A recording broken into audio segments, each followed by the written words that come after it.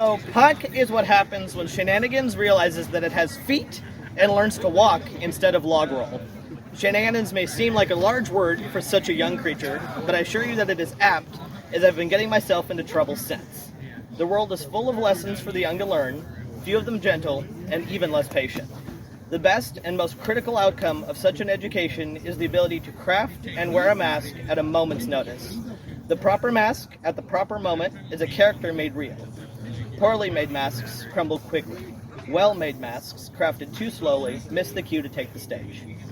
The best masks, your characters, are a honed craft. The larger details, you are, of course, familiar with. Clothes, shoes, posture, your walk, your talk. The basics of your broadest audience's recognition from across the theater. Then the layers of subtleties, like the weight in your stride, the rise and fall in your voice. How well you draw your audience into the play. Suspension of disbelief is what keeps your audience in their seats, keeps them coming back when they see your name on the playbill. My favorite aspect of the craft is the most subtle. Most audiences never look beyond the stage, to the set, to the most minuscule details. These details are for you, your immersion, because if you don't believe, why should they? But those details aren't printed script. They're the handwritten notes in your margins, and the crossed out stage directions with a better revision carefully crammed in. The creases in the pages, and the highlighted passages.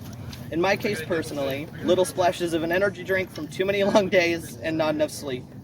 Smeared printer ink, scribbled over with everything from a lucky ballpoint pen, I aced the test with it, to a scrap of charcoal from an art class I loathed. Enter Puck, a character you know, but who needed a modern take.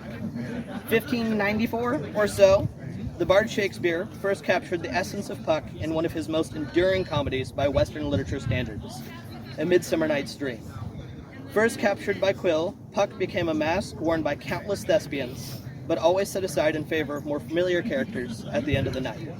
Strutted about, donned in a green room during vocal warm-ups, and always ready for the next thespian. An established character that nonetheless has faded in vibrancy, worn paint, and small flaws as curriculum shifted through time.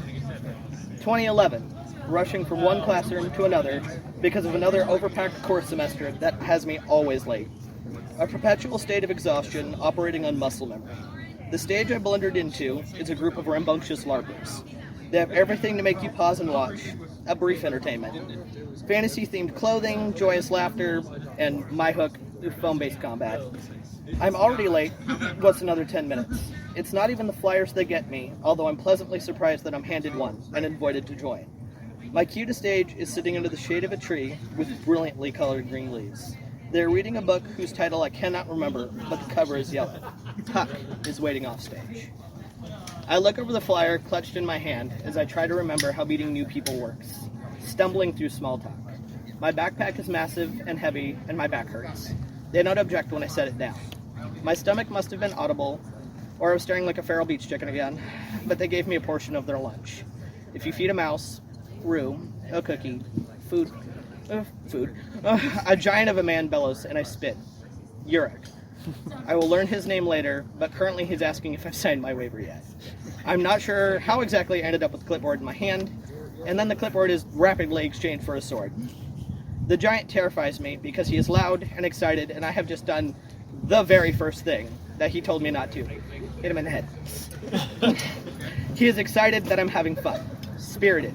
The first word used to describe me in Amtgard. Later, I would meet his wife Nikita, a giant in her own right, who was fond of seeing how much food I could consume before I could not budge. I'm summarily tossed into a bear pit, where a smaller giant is gleefully smacking his companions. I did not attend a single class that week.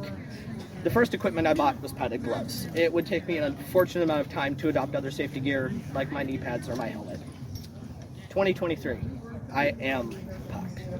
I am crafted of the people who showed me that community and the people who love me matter more than every harsh lesson. I am the patience, love, and dedication of the people who made me family. Many are still with me. A few move or drift away. Others are gone, and I am proud to lend my strength as they are missed.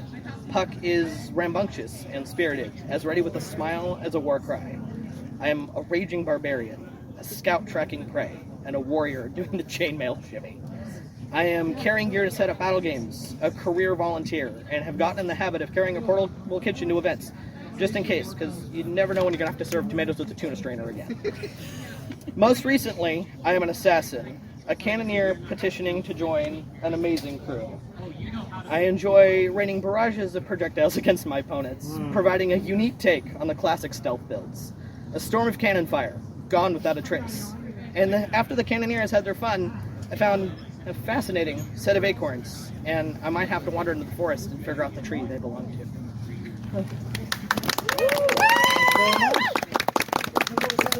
This is the storyteller one.